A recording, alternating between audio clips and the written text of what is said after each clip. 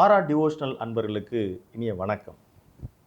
தமிழர்களுடைய பண்டிகை அறுவடை திருநாள், மாட்டுப் பொங்கல், காணும் பொங்கல், இது குறித்த சில நினைவூட்டல் அல்லது இன்றைய இளைய தலைமுறைகளுக்கான ஒரு செய்தி விடுக்கும் இந்த நிகழ்ச்சிக்கு நம்மோடு இந்த கருத்துக்களை பகிர்ந்து கொள்வதற்கு கவிஞர் வாசுகி அவர்கள் வந்திருக்கிறார். அவரை அன்போடு வரவேற்போம். அம்மா வணக்கம். வணக்கம் ராகவன். இப்போது இந்த பொங்கல் திருநாள்ன்றது இப்போ ஒரு 8 கோடி தமிழர்களுக்கு இதை செலிப்ரேட் பண்ணுறாங்க. இது எங்கே இருந்தாலும் இந்த அடிப்படை இந்த பொங்கல் கொண்டாடுவதனுடைய நோக்கம் என்ன? பொங்கல் கொண்டாட்டத்தின் நோக்கம் அப்படின்னு கேட்டிங்கன்னா, தமிழர்களுடைய பண்பாட்டையும் பாரம்பரியத்தையும் எடுத்து காட்டுகின்ற ஒரு அருமையான பண்டிகை தான் பொங்கல் பண்டிகை. இந்த பொங்கல் நாளில் கிராமத்தில் என்ன செய்வாங்கன்னா, புதுசாக அறுவடை செய்த நெல்லை உரலில் குத்தி அந்த புது பொங்கல் பானையை வாங்கி புது அடுப்பு வாங்கி வீடுகளுக்கு முன்னால் வாசலில் வைத்து தான், அது சூரிய உதயத்துக்கு முன்னாலேயே பொங்கலை வைத்து அந்த பொங்கலோடு சேர்ந்து பச்சை காய்கறிகள், இஞ்சி, மஞ்சள், கரும்பு இவற்றையெல்லாம் வைத்து சூரிய பகவானை வழிபட்டு அதையெல்லாம் வழிபாடாக சூரிய பகவானுக்கு நன்றி செலுத்தும் விதமாகத்தான் இந்த பொங்கல் நாளை கிராமத்தில் இருக்கிறவர்கள் கொண்டாடுவார்கள். ஆனால் அதே தாத்பரியம்தான் ஒரு நன்றி செலுத்துகின்ற ஒரு பண்டிகை இயற்கைக்கு. ஆனால் இங்குள்ள நகரத்து மக்கள் எல்லாம் அதை குக்கர் பொங்கலாக தான் மாற்றி இருக்கிறார்கள். இப்போது சூரியன் இல்லை என்றால் இந்த உலகத்தில் உயிர்கள் வாழவே வழி இல்லை. உலகத்திற்கு ஒளி கொடுத்து உலகில் உள்ள உயிர்கள் வாழ்வதற்கு உணவு கொடுக்கும் சூரியனை வழிபடும் நாளாகவும் சூரியனுக்கு நன்றி செலுத்துகிற நாளாகவும் தான் இந்த பொங்கல் நாளை நாம் கொண்டாடுகின்றோம். இதைத்தான் நாம் சூரிய பொங்கல் என்று கூட சொல்வார்கள். இப்போ இயற்கையை நாம் வணங்க வேண்டும் என்ற ஒரு தத்துவத்தையும் இது நமக்கு எடுத்து காட்டுகின்றது. இயற்கை நமக்கு எதுவெல்லாம் கொடுத்ததோ அதே அந்த கொடுத்த எல்லாவற்றையும் மறுபடியும் அந்த இயற்கைக்கு அர்ப்பணம் செய்கின்ற ஒரு சடங்குக்கு பெயர்தான் பூஜை என்றும் சொல்வோம். அந்த வகையில் சூரிய பொங்கல் அன்று சூரிய பகவானுக்கு நாம் அறுவடை செய்த நெல், அதில் நாம் செய்து வைத்த பொங்கல், அப்புறம் பச்சை காய்கறிகள் இவற்றை எல்லாம் படைத்து அந்த சூரியனுக்கு நன்றி செலுத்தும் நாளாகத்தான் இந்த பொங்கல் நாளை நாம் கொண்டாடி மகிழ்கிறோம். இப்போ இந்த வெஸ்டர்ன் கல்ச்சரில் தேங்க்ஸ் கிவிங் டே அப்படின்னு கூட இருக்கு. இது நம்ம முன்னோர்கள் நீண்ட நாட்களுக்கு முன்னிருந்தே நன்றி என்பது மனிதனுக்கு மனிதன் மட்டும் சொல்லிக் கொள்வதில்லை. நம்மை சுற்றி இருக்கின்ற அனைத்து விஷயங்களுக்கும் நாம் நன்றி சொல்ல வேண்டும். இறைவனுக்கு, இயற்கைக்கு நன்றி சொல்ல வேண்டும், மண்ணுக்கு நன்றி சொல்ல வேண்டும், விண்ணுக்கு நன்றி சொல்ல வேண்டும். இப்படி ஒவ்வொன்றையும் எடுத்து பார்த்தால் நம் வாழ்வியல் எப்படி எல்லாவற்றோடும் தொடர்புடையதாகத்தான் இருக்கிறது. ஆனால் இந்த நன்றி உணர்வை நம்முள் நிலை பெறச் செய்ய வேண்டும் என்பதற்காகத்தான் தமிழ் கலாச்சாரம் இந்த மாதிரி ஒரு பண்டிகைகளையும் கொண்டாடுகிறது. அந்த வகையில் இப்போ நம்ம கால்நடை, அந்த மாட்டுப் பொங்கல் அப்படின்றது கால்நடைகள் எல்லாவற்றுக்குமே அவங்க அதை ஒரு வாழ்த்து சொல்கிறாங்க. ஆனாலும் மாட்டுப் பொங்கலுக்கு அது என்ன தனிச்சிறப்பு? மாட்டுப் பொங்கலுக்கு தனிச்சிறப்பு என்னன்னா, மனிதர்களுடைய வாழ்க்கைக்கு உறுதுணையாக பல்லாயிரக்கணக்கான ஆண்டுகளாகவே மனிதர்களின் வாழ்வியலோடு சேர்ந்து பயணிக்கின்ற மாடுகளை போற்றுவதற்காகவும், பல்லாயிரக்கணக்கான ஆண்டுகளாக மாடுகளோடு மனிதர்களுக்கு தொடர்பு உண்டு. அதை நம்ம சங்க இலக்கியங்களாகட்டும், நம்முடைய புராண வரலாறுகள் எல்லாவற்றையுமே நம்ம பார்த்து தெரிந்து கொள்ளலாம். அந்த பயணிக்கின்ற மாடுகளுக்கு ஒரு போற்றும் வகையிலும் மாடுகளை, அந்த மாடுகள் விவசாயத்திற்கு உறுதுணையாக உழைக்கக்கூடியது, அதன் உழைப்புக்கு நன்றி செலுத்தும் வகையிலும் கொண்டாடக்கூடியது தான் இந்த மாட்டுப்பொங்கல். ஆனால் நீங்கள் மாடுகளுக்கு மட்டும் ஏன் அவ்வளோ ஒரு தனிச்சிறப்புன்னு கேட்குறீங்க. மாடு என்றால் செல்வம் என்று பொருள்படும். நம்முடைய தமிழ் சமுதாயம் வேளாண்மையை அடிப்படையாக கொண்டது. ஒருவன் வீட்டில் எத்தனை மாடுகள் வைத்திருக்கிறான் என்பதை பொறுத்து தான் அவன் பெரிய செல்வந்தன் என்று அந்த காலத்தில் மதிப்பிடுவார்களாம். இப்போது ஒரு உணவு கடைகளில் போய் நம்ம வாங்க போகிறோம். பணத்தை கொடுத்து உணவு வருவதற்கு முன் இன்னொரு ஜீவன் தன் உழைப்பை கொடுத்தால்தான் அதை சாப்பிட முடியும் என்பதை இந்த உலகில் உள்ள மக்களுக்கு எடுத்து காட்ட வேண்டும் என்ற எண்ணத்தில் கூட இந்த மாட்டுப் பொங்கலை நம்முடைய முன்னோர்கள் வரையறுத்திருக்கிறார்கள். மாடு, ஆடு அப்படின்னு மட்டும் நம்ம குறிப்பிட்டு சொல்ல வேண்டியதில்லை. எந்த உயிரினங்களும் நம்மை சுற்றி இல்லை என்றால் மனிதர்கள் பிழைத்திருக்கவே வாய்ப்பில்லை. அடுத்து இந்த மனிதர்களுக்கும் மாட்டிற்கும் ஒரு ஆழ்ந்த நெருக்கமான ஒரு தொடர்பு உண்டு. நான் ஏற்கனவே சொன்ன இந்த காளை மாடு மட்டும் கிடையாது, பசுமாடு. பசுமாடை வந்து நம்ம லட்சுமி கடாட்சம் என்று சொல்வோம். வீட்டில் செல்வம் நிலைத்திருக்க வேண்டும் என்றால் பசுமாட்டை வளர்க்க வேண்டும் என்று சொல்வார்கள்.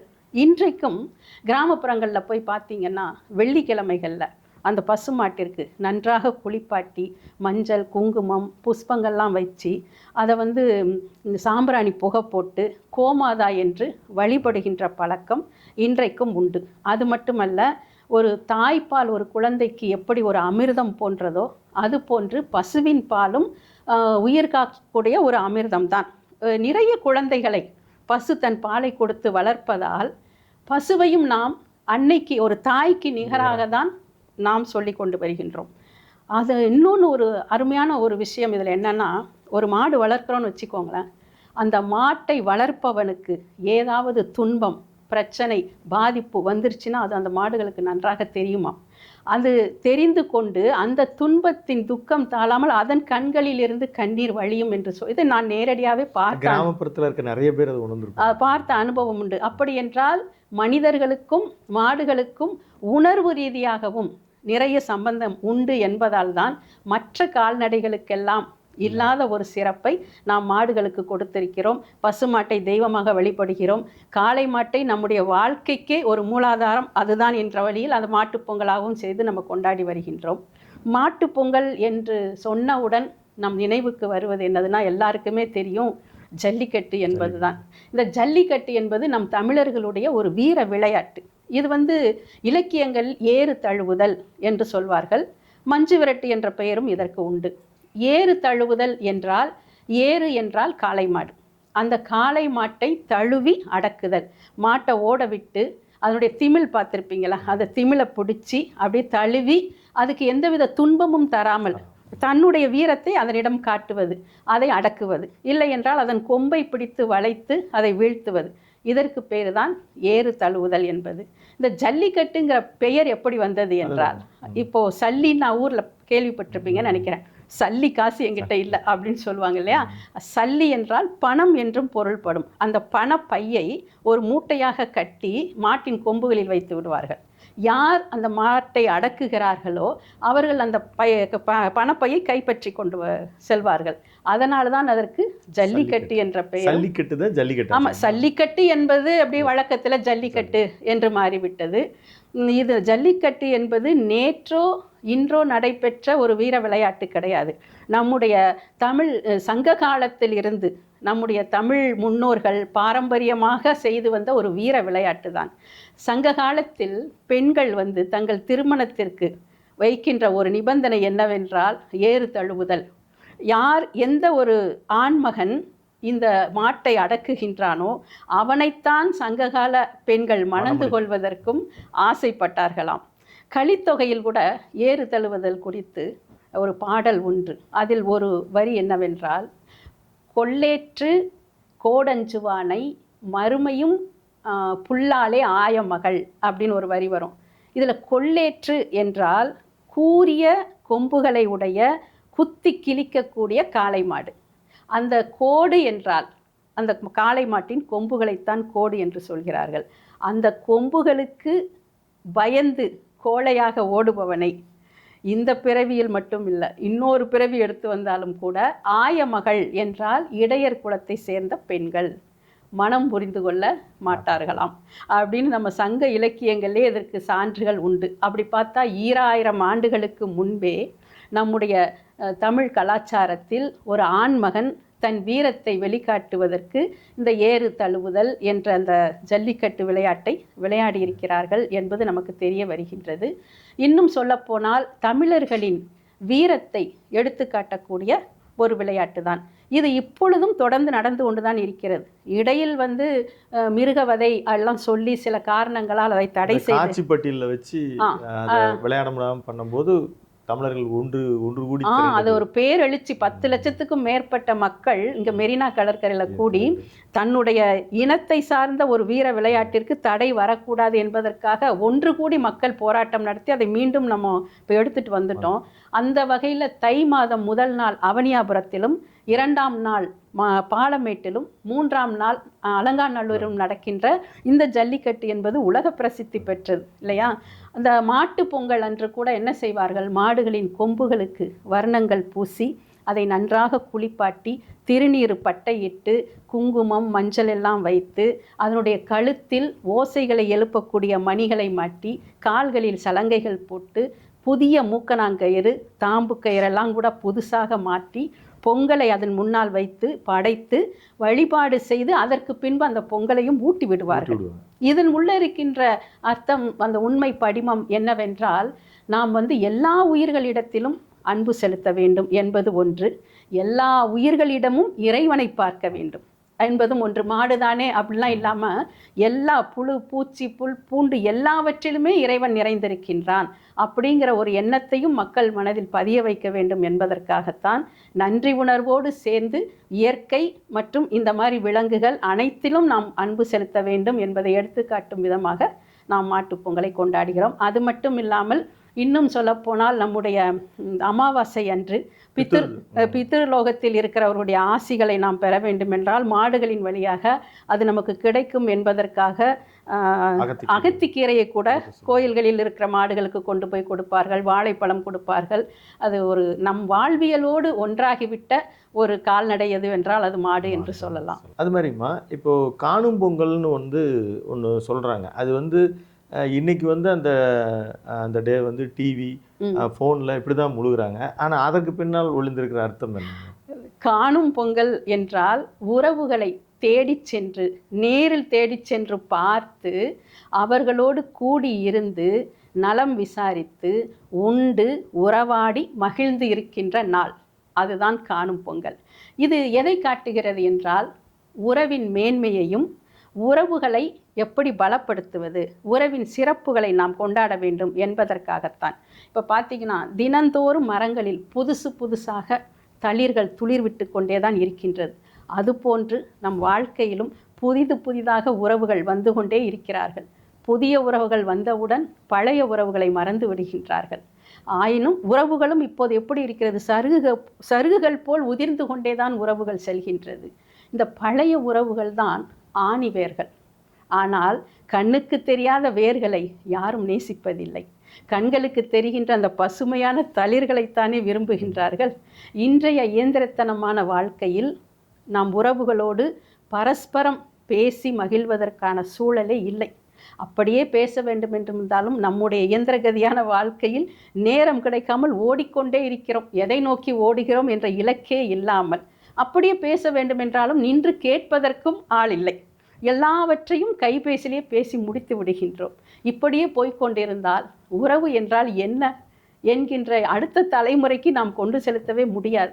ஆகையினால் நான் நினைக்கிறேன், நம் முன்னோர்கள் இதற்கென்று ஒரு நாளை வைத்து அந்த நாளில் எல்லோரிடமும் போய் கலந்து பேசி மகிழ்ந்து உறவாடி மகிழ வேண்டும் என்பதற்காகத்தான் இந்த காணும் பொங்கலை வைத்திருக்கிறார்கள் என்று நான் நினைக்கின்றேன்.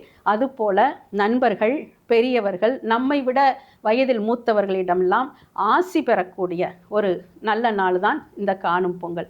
இதை கணுப்பொங்கல் என்று கூட சொல்வார்கள். எனவே பொங்கல் என்பது சும்மா கேளிக்கைகளுக்காக கொண்டாடக்கூடிய ஒரு விஷயம் அல்ல. நீங்கள் சொன்ன மாதிரி ஆடம்பரத்தை வெளிக்காட்டுவதற்காகவும் தொலைக்காட்சி தொடர்களில் நம்மை தொலைத்து விடுவதற்காகவும் கொண்டாடுவதல்ல பொங்கல் பண்டிகை.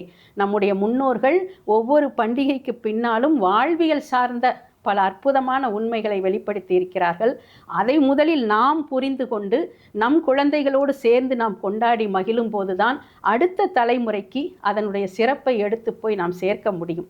ஏனென்றால் விழாக்கள் தான் கலாச்சாரத்தின் வேர்கள். அந்த வேர்களுக்கு நாம் பாய்ச்சுகின்ற நீரினால் மட்டும்தான் நம் கலாச்சாரம் ஓங்கி வளர முடியும். எனவே பொங்கலை கொண்டாடுவதன் நோக்கம் என்ன, அதன் பின்னால் ஒளிந்திருக்கின்ற உண்மையான கருத்துக்கள் என்ன, இயற்கையை வழிபடுவது, சூரியனுக்கு நன்றி செலுத்துவது, மாடுகளுக்கு நன்றி செலுத்துவது, உறவுகளை பேணுவது போன்ற இந்த உண்மையை புரிந்து கொண்டு நாமும் இன்புற்று மற்றவர்களையும் இன்புறச் செய்யும் வண்ணம் இந்த பொங்கல் நாளை எல்லோரும் கொண்டாடி மகிழ்வோம். இப்போ பொங்கல் பண்டிகையினுடைய சிறப்புகளை ஒரு இயற்கை வழிபாடுலேருந்து நம்ம கால்நடை முக்கியத்துவம், உறவை பேணுதல் எல்லாமே ரொம்ப அழகாக சொன்னீங்க. ஆனால் இன்றைக்கி நிறைய நகரங்களில், அதாவது சென்னை நோக்கி வந்திருக்காங்க, பெங்களூர் நோக்கி போயிடுறாங்க. இன்னும் சில பேர் வந்து ஐடி டெவலப்மெண்ட்டில் அவங்க வெளிநாட்டில் கூட போயிடுறாங்க. இந்த நாட்களில் நாங்கள் ரொம்ப முக்கியத்துவத்தை உணர்கிறோம். ஆனால் நாங்கள் ஆன்லைன்லேயே பார்த்துக்குறோம், எங்கள் ஃபோனில் பார்த்துக்குறோம். இப்போ தான் இன்றைக்கி ரொம்ப அதிகமாக டெலகாமு அதிகமாகிடுச்சு. இப்போ இந்த மாதிரி அவங்க நீங்கள் நாங்கள் இந்த நாட்கள்லாம் கூட எங்களால் வர முடியல, ஆனால் நீங்கள் கொண்டாடுவதை நாங்கள் பார்க்குறோம் அப்படின்னு சொல்கிறவங்களுக்கு நீங்கள் என்ன சொல்ல வரீங்க?